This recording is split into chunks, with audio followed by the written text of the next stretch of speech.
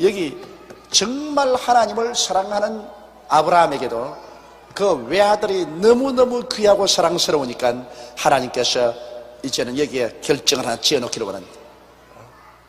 자식을 없는 것처럼 살아야지.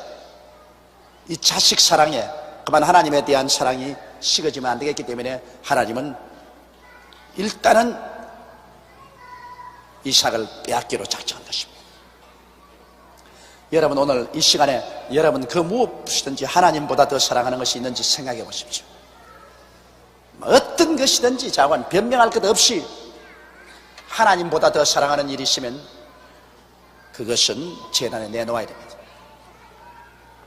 하나님은 절대적으로 여러분이 신본주의로 살기를 원하지 인본주의로 살기를 원하지 않습니다.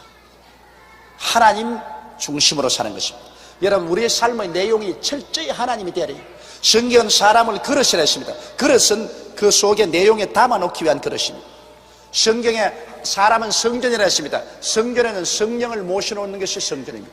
성경에 사람은 하나님의 형상과 모양입니다. 형상인지 모양이니까 내용은 하나님이 들어앉아야 알이 차게 되는 것입니다. 이러므로 여러분, 우리의 삶 전체는 철저히 하나님을 내용으로 해야 되는 것입니다. 하나님을 담아놓아야 되는 것입니다. 내가 그리스도와 함께 십자가에 못 박였나니 이제 내가 산 것은 내가 아니요 내 안에 그리스도께서 사신 것이라. 할렐루야. 그렇죠. 예수님만이 나를 중심으로 채우고 살아야지 그곳에 아들도 딸도 남편도 아내도 부모도 세상 지위 명예 번세도 그 속에 들어갔다가는 그건 큰일 나는 것입니다. 그러나 이 아브라함에게는 아주 청천벽력입니다. 여러분, 아들을 그냥 하나님께 바치라면 좋은데 아들을 번제로 드리라고 했습니다. 번제라는 것은 뭐냐면 죽여서 전부 각을 다 떼가지고서 그래가 장작불에 얹어서 불로 태우는 거예요. 여러분, 자식을 어떻게 잡아가지고서 각을 떼서 장작불에 얹을 수가 있겠습니까? 그만한 용기가 있는 사람 한번 손 들어봐 주십시오. 그런데 하나님께서 아브라함에게 말을 하니 아브라함은 그 시험을 이깁니다. 나는 여기에서 아브라함의 성에 감탄을 합니다. 다른 것은 내가 아브라함보다 나을 자신이 있어요. 그런데 이곳에 와가지고서는 내가 1000번 만번 죽었다 깨어나도 아브라함을 따를 수가 없어요. 뭐 다른 거야 뭐 마누라 팔아먹고 뭐 돈 벌고 뭐 하는 이런 거야 뭐 아브라함보다 내가 낫지. 그런데 이 외아들을 번제로 드리라고 하는 여기에 아브라함이 순종했다는 사실은 나는 생각할수록 정신이 아찔해요. 아찔해요. 왜 아찔하냐? 혹시 하나님이 나보고 요사이 또 고난을 그렇게 하라고 하실까 싶어가지고서 아예 정신이 아찔해요. 아찔해요. 하나님께서 내가 지시하는 산으로 가라십니다. 여러분, 우리가 무슨 일을 하는지 하나님 지시하는 일을 해야 됩니다. 인생은 결국 살아보면요, 인본주의가 아니라 신본주의이기 때문에 하나님 중심으로 살기 때문에 하나님께서는요, 여러분과 나에게 벌써 앞으로 살아갈 모든 일을 각자를 위해서 다 예비해 놓은 것입니다. 야훼 라파 이레이 것입니다. 하나님은 다 예비해 놓았어요. 하나님이 지시하는 곳으로 우리는 그대로 살아가면 되는 것입니다. 우리는 여러분 인간의 지혜나 지식이나 총명이나 수단으로 우리 인생을 계획해 나가는 것은 아닙니다. 하나님께서 이미 다 우리 삶의 길을 예비해 놓고 난 다음 하나님께서 우리에게 지시하시고 우리가 믿고 순종하기를 원하신 것입니다. 그럼 우리의 시험이란 진실로 믿느냐 진실로 순종하느냐 이것인 것입니다. 가나안 땅을 무슨 모세나 이스라엘 백성이 예비했나요? 천만에요. 하나님께서 이미 가나안 땅을 다 예비해 놓으시고 난 다음 이스라엘 백성들에게 가나안 땅으로 가라고 지시했습니다. 가나안 땅으로 가는 가중에서 하나님을 믿고 하나님을 순종하는 이것이 그들에게 중요한 문제였지. 가나안 땅은 하나님이 예비하신 것입니다. 성경에 뭐라고 했습니까? 고린도전서 2장 9절에 하나님이 자기를 사랑하는 자를 위해서 예비해 놓은 모든 것을 눈으로 보지 못하고 귀로 듣지 못하고 마음으로도 깨닫지 못했다는 것 같으니라. 그러나 하나님이 성령으로 이것을 우리에게 보여주셨으니 성령은 하나님의 깊은 것이라 통달하시냐고 말하셨습니다. 제가 예수를 믿고 젊었을 때는 모든 것이 내가 하는 줄 알았었습니다. 내가 계획을 세우고 내가 꿈을 가지고 내가 믿음으로 밀고 나가는 줄 알았는데 30년의 기나긴 세월 동안 목회를 하고 보니까 크게 깨달은 것 하나 있습니다. 그것은 예수를 믿고 하나님 앞에 들어온 사람은 내가 아니요 하나님이 사신 것이라는 것을 알았었습니다. 내가 산 것은 내가 아니요 하나님이 사신 것입니다. 하나님이 나를 통하여 살아주시는 것입니다. 그러므로 하나님께서 나의 일생을 다 가야 될 길을 준비하는 것입니다. 조용기만이 걸어갈 수가 있습니다. 그 길은 조용기만이 걸어가도록 하나님이 예비해 놓은 것입니다. 또 우리 김대식 장로님을 위해서 주님이 예비한 그 길은 김대식 장로님만이 걸어갈 수 있습니다. 그 길을 나도 걸어가지 못합니다. 여러분을 위해서 하나님이 예비해 놓은 것은 여러분만이 걸어가도록 예비해 놓은 것이요 다른 사람은 그 길로 못 걸어갑니다.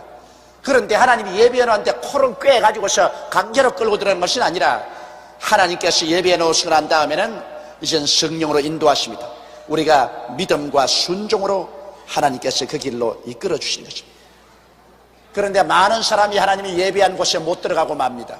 여러분, 이스라엘 백성 300만 명이 애굽에서 나와서 하나님이 예비한 곳에 들어갔나요? 들어갔나요? 못 들어갔죠. 불순종과 불신앙으로 말미암아 하나님의 예비한 곳에 못 들어갔습니다. 그들은 중간에서 다 죽고 말았습니다. 그 후손들이 들어가고 난 다음에도 그 땅에서 계속해서 불순종 불신앙함으로 말미암아 들어간 땅에서도 쫓겨나고 마는 것입니다. 이러므로 오늘날 하나님이 자기를 사랑하는 자를 위해서 예비해 놓은 모든 것을 눈으로 보지 못하고 귀로 듣지 못하고 마음으로 깨닫지 못했는데 이것을 하나님께서 성령으로 우리를 이끌어 가시는 것인데 여기에 완전히 내가 깨어져서 믿음과 순종으로 하나님 따라가는 사람은 하나님께서 한 발자국 두 발자국 하나님이 예비한 곳으로 이끌어 주시는 것입니다. 그래서 하나님이 이미 우리에게 주신 그것을 우리는 인간의 지혜를 다하고 지식을 다하고 총명을 다해서 그것을 잘 이용하는 것은 우리가 하는 것이지만은 이미 우리의 갈 길은 하나님이 정해놓으신 것입니다. 하나님의 정해놓으신 길을 우리가 이탈하면은 많은 고생과 수고와 고통이 따른 것입니다. 그러나 하나님의 정하신 그 길을 믿음으로 따라가면은 그게는 하나님께서 큰 은총과 축복을 허락해 주시는 것입니다. 이러므로 30년 동안 목회를 하고 수많은 사람과 신앙 카운셀링을 해보고 수많은 성도들의 일생을 제가 가만히 바라보니까 하나님 말씀과도 우리의 경험이 깨닫게 해주는 것은 하나님은 인간의 길을 다 예비해 놓으십니다. 하나님은 벌써 사람이 가야 될 길을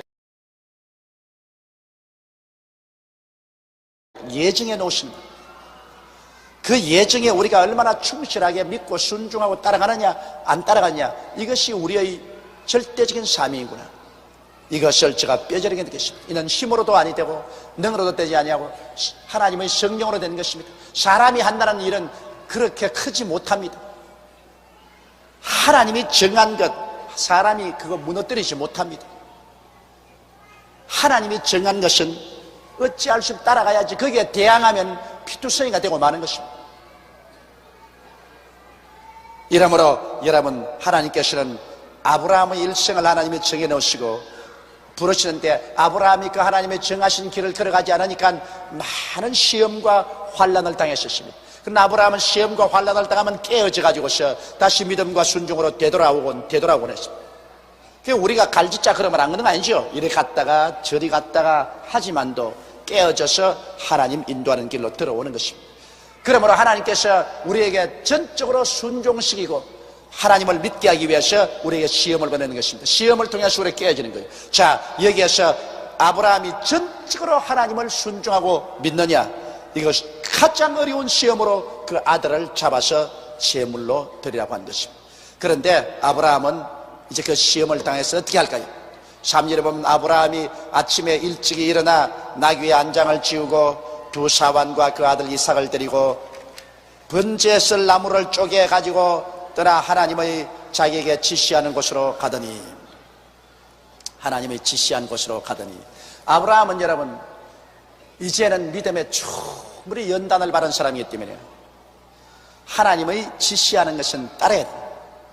하나님의 지시가 없을 때는 기다리고 하나님이 지시하시면 따라야 돼. 어떠한 희생을 치르고라도 하나님의 지시하는 것은 따라야 돼. 그래서 백살에 대한 외아들도 하나님이 모리아산에 가서 제물로 드리라고 지시하실 때 그는 그 지시를 따르기로 작정했을 때 자기의 아내와 이혼하지 않았습니다. 여기 보십시오. 사라와 이혼했다는 말 없습니다. 사라가 이혼했다가는 아브라함의 몇 개 안 남은 머리칼 하나도 안 남았을 거예요. 네가 낳았나? 내가 낳았지. 내가 배가 아파서 내가 낳았지. 네가 낳았나? 왜 네가 마음대로 갔다가 각을 떠서 죽인다니 날 죽여라 그러고 그냥 아브라함 앞에 들어누웠을 것입니다. 그건 틀림없는 사실이에요. 어느 모정치고 90에 낳은 외아들을 각을 떠서 드리겠다고 하는데 아브라함은 하나님의 지시를 받았지만은 사라는 안 받았거든. 그러니 사라가 가만히 있겠어? 그러니 아브라함은 사라에게 안 가르쳐준 것입니다. 여러분, 하나님이 여러분에게 지시하시면 그 지시는 여러분이 비밀로 지켜야 됩니다. 다른 사람에게 말을 해봤자 다른 사람 알아주지 않습니다. 지시를 안 받은 사람은 이해가 될 턱이 없습니다. 미쳤지. 지시를 받은 것을 다른 사람에게 말하면 그건 완전히 미쳤다고 말합니다. 하나님의 지시는 자기 속에 감추어놓은 것입니다. 자기 스스로와 하나님 사이에 집행할 것이지 많은 사람에게 나팔을 불어버리면 그 지시를 실천하지 못해요. 아브라함은 하나님의 지시를 그가 받았는데 꿈으로 받았는지 환상으로 받았는지 들리는 음성으로 받았는지 몰라도 받기는 받았습니다. 하나님이 여러분과 나에게 지시하시면 하나님께서 알롱달롱 지시 안 합니다. 하나님의 지시는 분명하게 나타나는 것입니다. 알롱달롱 하거든 날 지시 안 온 줄 아십시오. 사람들 알롱달롱 한 것을 가지고서 하나님이 말씀했는지 아닌지 모르겠다고 하는데 그건 아직 말씀 안 한 것입니다. 말씀을 하시면 알아요. 하나님이 말씀하는데 알아듣게 말씀하지 모르게 하겠어요? 그래서 아브라함은 아내 사라와 이혼 안 했습니다. 여보, 당신 여기 집에 혼자 있었어요. 나 이삭하고 같이 모리아산에 가서 제사 드리고 오겠습니다. 제사 드린 거야 다 하는 것이니까 깊은 내용은 말하지 않았습니다. 그래서 아브라함은 다 준비해 가지고서 하나님의 자기에게 지시하는 곳으로 갔댔습니다. 하나님이 남에게 지시한 대로 갔다 말하십니다. 하나님이 자기에게 지시하는 것으로 갔다.